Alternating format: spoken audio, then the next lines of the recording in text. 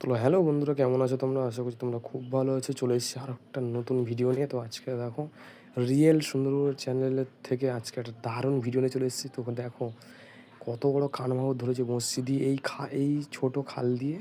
দেখো এটা গ্রাম্য জায়গার একটা ছোট্ট মতো খাল, ক্রেন গাড়ি দিয়ে মাটি কেটেছিল।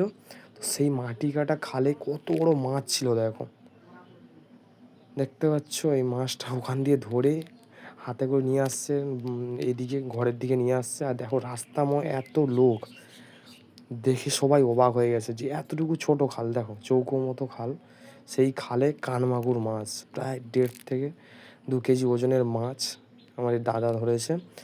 তো এই চ্যানেলে আরও অনেক অনেক ভিডিও আসছে তাড়াতাড়ি।